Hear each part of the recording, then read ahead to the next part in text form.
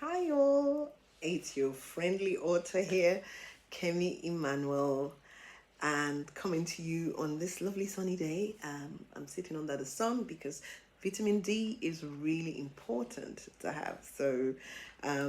And here I am coming to you with a new video. Today, I want to talk about something which I believe is really important.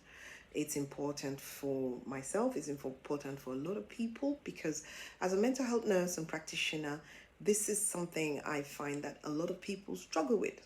So, today I'm speaking to you about the importance of emotional resilience. The importance of emotional resilience. So, what is emotional resilience? I hear you ask. Emotional resilience is that inner strength that allows us to adapt, recover, and grow in the face of stress, setbacks, or trauma. So when we experience when we experience trauma, we need a way to bounce back. And that's what emotional resilience does for us. It is not about avoiding the difficult emotions. It's not about pretending it never happened, because a lot of people, put on use coping mechanisms or defense mechanisms, as we call them, such as avoidance, or kind of sweeping it under the carpet like it never happened type of thing. So emotional resilience is more than that. It is about feeling deeply and still finding the power to move forward. So you're feeling the pain, but you're still struggling to move forward. Now, for a lot of women who are navigating personal struggles, maybe in their careers, um, you know, past traumas in relationship, especially, a lot of women go through trauma in relationship. I'm not saying that men don't, but I see a lot of women with adverse relationship experiences. So I see men too, to be fair. Developing the ability to bounce back without becoming overwhelmed or defeated is very, very important.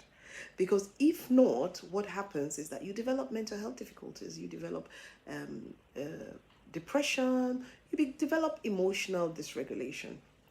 Now, I'm working on a course on trauma informed approach to emotional dysregulation, and hopefully, that will come out soon.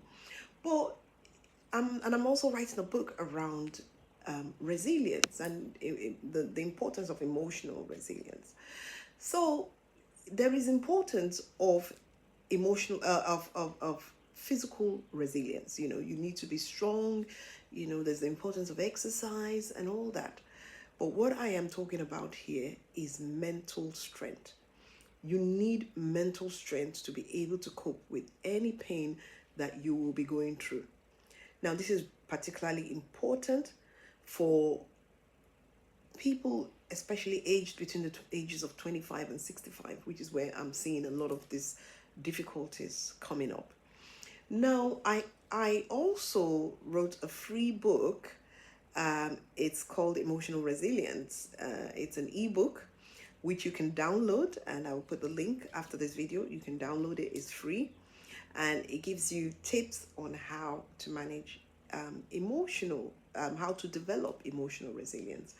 Now, as a Christian, I always look to the Bible as a way of dealing with difficulties that I face. So my writing was birthed out of the need for that emotional resilience, because I was going through some traumatic experiences. I was going through some adversity and some difficulties.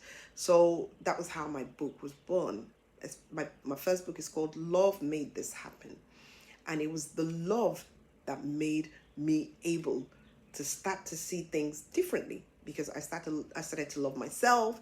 I started to see how there were different types of love, and I could love people based on my experiences with them. So that was quite important. So one of the key scriptures that I want to look at today is, I'm looking at a scripture which is about, we call her the Shunammite woman. In the Bible, we call her the Shunammite woman. Now, this is in 2 Kings from chapter 4. And I'm looking at her from, I think, from verse 9. That is where, she started her story. Now, the man of God used to go past her house, and she saw this man of God, as you do, and you think, he didn't tell her he was a man of God. She says, I perceive that he's a man of God. And she perceived that he was a man of God. And she brought him to her house, and she looked after him. She gave him a room. She was quite wealthy. She gave him a room in her house. And he used to stop over when he came to town. Now, all this while, the man of God noticed that this woman has been so nice to me. What can I do to support her? What can I do to, help her out? And he asked the servant, this woman, do you know if there's anything that she needs that I can help her with? And the servant said, well, I noticed that she doesn't seem to have a child, and her husband is quite aged, we've been coming here all this while. I've never seen a child come to greet us or anything like that. And he said, okay, call her for me. And he called her, and he said, well, you know what? You're going to have a child, because I noticed you don't have one. Initially, she was like, listen, don't deceive me. I have accepted my lot. I'm not going to have a child. It's fine, so don't try and deceive me. Just let me be the way I am. So he said, okay, don't worry, you go. You will have a child. And with the passage of time, she actually did have a child. So part 2 of my video will be looking further at how this woman demonstrated emotional resilience. So watch out for that.